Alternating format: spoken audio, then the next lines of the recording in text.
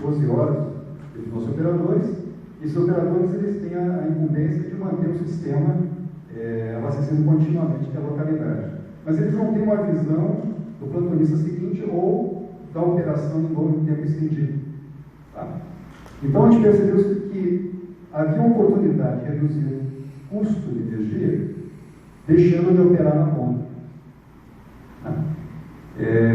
Observando o comportamento da demanda ao longo da semana e testando a paralisação da operação do bombeamento no horário de ponta, só no horário de ponta.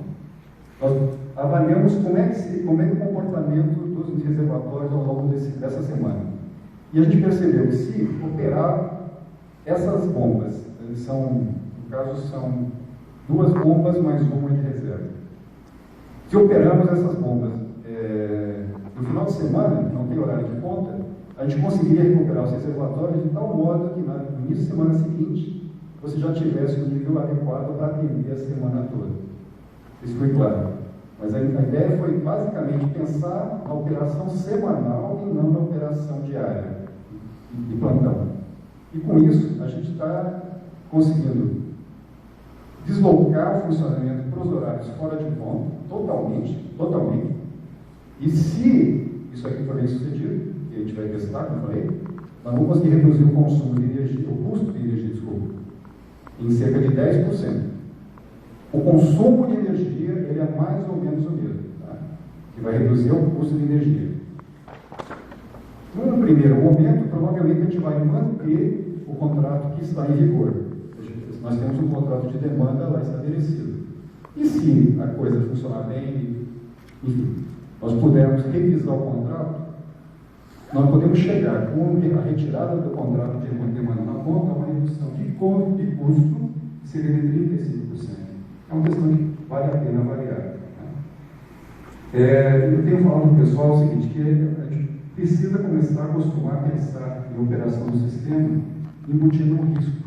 Tá? Qual é o risco que se tem se você deixar de ter esse contrato aqui? Ou seja, em alguns dias por ano, você passar a pagar a multa, né? Se a multa alta, né? Mas qual é o risco disso acontecer? Precisamos avaliar. E para avaliar bem, você tem que ter um histórico, um acompanhamento contínuo desse processo. Uma outra experiência que aconteceu no ano passado foi esse controle de perdas aqui na cidade do Paranoá. Essa cidade está dividida nesses setores. Aqui, né?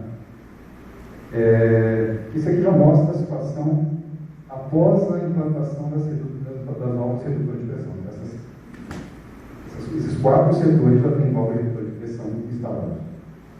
Mas no início não tinha. No início desse projeto não tinha. Então, isso aqui mostra Vou botar aqui só para explicar uma coisa. Como é que abastece a cidade? Ela na verdade, está com a imagem invertida. Aqui é o norte e aqui é o sul. Mas ela tem 2 ou 3 captações, 2 captações próprias e mais um reforço do sistema integrado. E tem uma estação de tratamento por aqui, um bombeamento que leva a água para o reservatório nesta posição. Esse reservatório está interligado com um sistema maior da empresa e também recebe reforço de uma outra captação. Tá? Então, a água vem para cá desse reservatório que desce para essa região. A perda dessa localidade, originalmente, era cerca de 40%. Então, vamos pensar em termos do monitoramento dessa vazão que entra naquele sistema. Né? Então, na saída daquele reservatório que eu mostrei, ao norte da cidade, eu tenho um macromedidor instalado e eu vejo aqui qual é o perfil de vazão dessa localidade. Eu vejo aqui na região em que a vazão está mais baixa, que é o período noturno, né? Vazões na faixa de 48, 50 litros por segundo. Certo? Então, isso aqui antes de começar qualquer medida de redução de vazamento. Então, houve um esforço concentrado em toda a cidade de fazer pesquisa de vazamentos não visíveis, né? Usando aqueles equipamentos típicos desse trabalho. Aço de perfuração, aço de escuta, né? Ela faz, por exemplo, o hidrômetro, localizador de redes metálicas, o detector, e o geofundamento eletrônico. Então, depois dessa pesquisa de vazamentos não visíveis, outra foto aqui mostrando o trabalho. Olha, então, vamos chegar à vazão noturna. 35, né? Quanto que era essa? 54, 50, inferioridade. Né? Essa parte aqui. Então, isso aqui foi para detecção de vazamentos não visíveis. E aí instalaram aquelas válvulas redutoras de pressão. Com a redução de pressão lá naqueles servidores, a vazão chegou a esse patamar na mínima noturna. Tá? Então, de 50 para 24, 25. Isso aqui é a mínima noturna. Agora, em termos de vazão média, a redução foi em torno de 10 litros por segundo, média diária. E a economia de energia, cerca de 9% que se pagava. Ou seja, a economia, para esse sistema, foi uma economia de $30 mil por ano na fatura de energia. Né? Essa é a estimativa de redução de custo. Outro tema aqui que foi recorrente, né? Aprendi com o Ramon que tem que pensar em outros aspectos além do banco de capacitores, né? Tem que pensar um pouco nesse programa. Né? Mas, enfim, nós estamos pagando atualmente, essa é a nossa situação, cerca de 15 a 20 mil dólares por multas, né? Pelo excedente reativo. Essa é a nossa realidade. Mas já a gente vem trabalhando efetivamente com nossa área de suprimento para ter um estoque suficiente para atender essa necessidade de banco de capacitores. E uma oportunidade, um aprendizado que a gente está tendo é que, olha, a especificação aqui é fundamental. Eu tenho que acertar a especificação. Nós compramos um grupo de capacitores que tinha problemas de proteção. Proteção.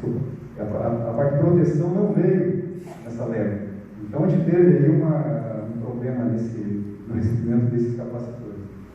Mas a gente vai corrigindo o problema ao tempo. Isso aqui exige realmente uma interação com a área de suprimento. Então é uma nossa experiência prática. Realmente e nós estamos conversando com o gerente de suprimento lá para que a gente possa fazer isso de uma forma sistemática também.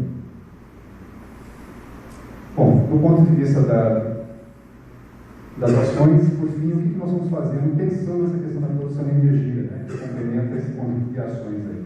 Falei que algumas, né? Algumas porque, com certeza, tem outras medidas que podem ser realizadas. Está sendo estudado, então, isso.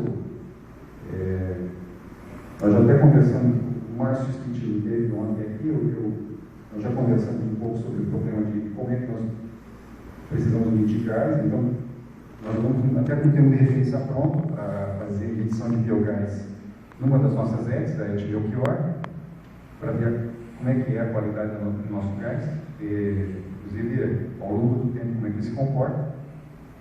E a intenção é gerar nas nossas três principais ETs cerca de 3,8 megawatts.